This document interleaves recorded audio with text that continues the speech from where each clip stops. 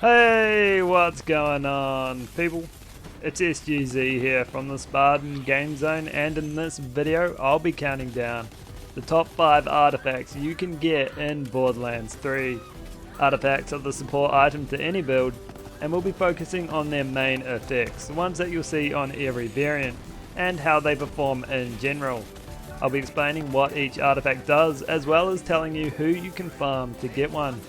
If you enjoyed the video, I'd appreciate it if you could drop a like. It motivates me to keep uploading videos, and let's start counting down.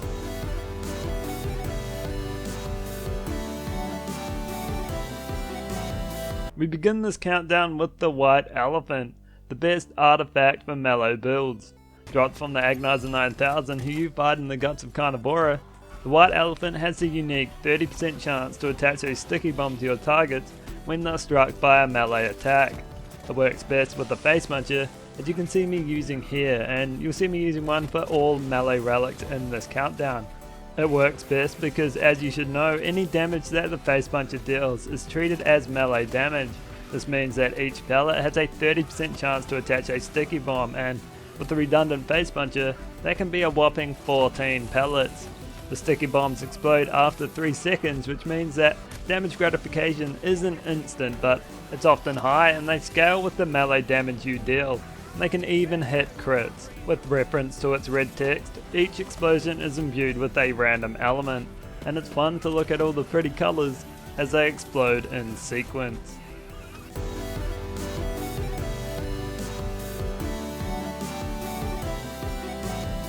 Number 4 now, and we have the Banjo, which can only be dropped by the Psycho Billies, who you can find in the Amber Mire at this point on the map. The Banjo can't come with the prefix, but makes up for that with the predictability in stats. Rather than have the 3 rolls of a regular legendary relic, it has 2, but they're all pertaining to electricity, like shock damage, electrocute chance, or shock resistance, which makes it good with shocked weapons. Its main effect is a 20% chance for each bullet to proc an electric chain effect, similar to the one you see with the Brainstormer. When proc, the chain links to a nearby enemy, dealing damage equal to 20% of the bullet's damage that proc the effect. 1 in 5 bullets will activate this chain link, but when using a multiple pellet weapon, this chance is calculated per pellet, so when using something like the Maggie like I am here, its effect will happen much more often, making it more effective on those types of guns, although only dealing 20% of a pellet's worth of damage.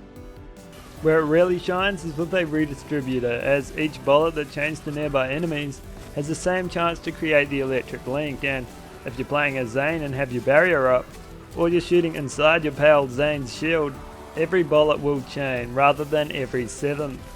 You can deal some serious damage with this, and the Banjo is perfect for any builds that cause bullets to ricochet into multiple enemies.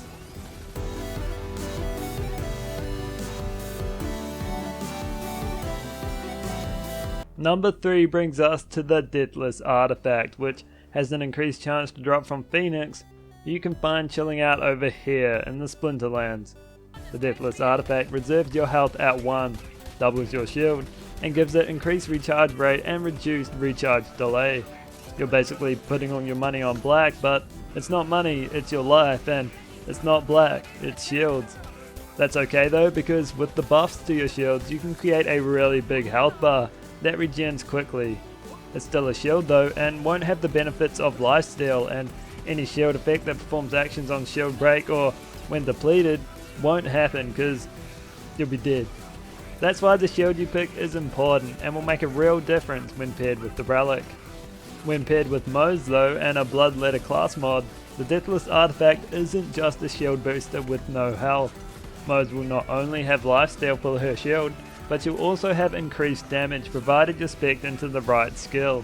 Because the skill in question boosts her damage when her health is low, and the Deathless reserved your health at 1 rather than setting it there, Moze will receive the full damage bonus all the time. And she'll also be a tank with her huge shield and shield steal, lifesteal for shields.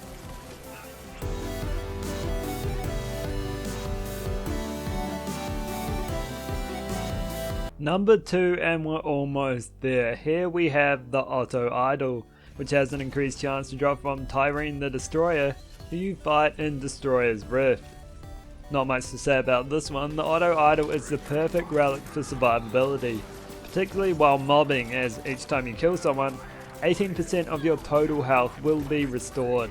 This is a decent amount, and coupled with any lifesteal or other healing means you currently have, can make it very difficult for you to die, as long as you keep killing. The more powerful you are, the more powerful the auto idol is, and it serves as a good support if you want to be built for immortality.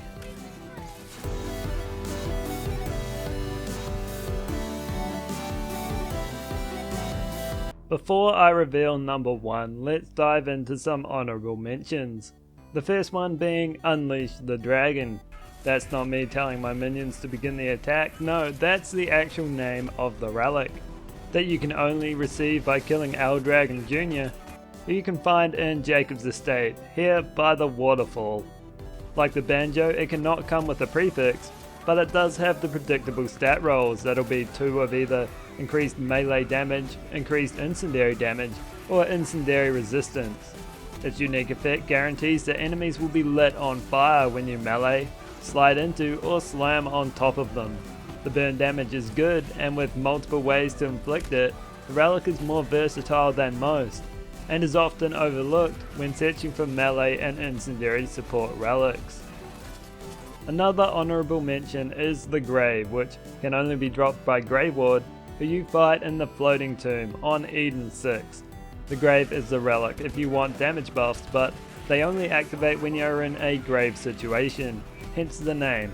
You get a 100% melee boost when below 50% health, 20% weapon damage boost when below 20% health, and 15% splash damage boost when below 5% of your HP. You get stronger the closer you are to death, and it is useful for helping you get that kill when you're close to getting down. These buffs also activate while in fight for your life, so will help you gain a second win so you can live to fight another day.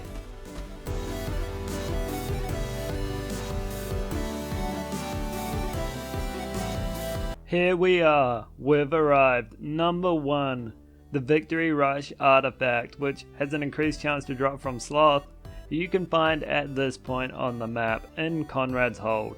The Victory Rush provides you with an 18% damage and movement increase after you kill a badass enemy. This effect lasts for 60 seconds, which may not seem like a long time, but I can tell you it is.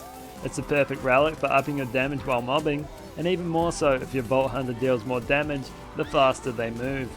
The 60 seconds is often long enough to last to your next badass kill, and when playing on Mayhem 4 there's no shortage of them, so you can just keep it going. It's not only suitable for mobbing, as badass adds often spawn in boss fights too, and overall it's a great relic with a nice stat boost that is made even better by the time it lasts. So that's all for this video. I hope you guys enjoyed it and you learned a little bit about which is the best artifact for you. If you did, consider dropping a like or subscribing, and I'll catch you in the next one.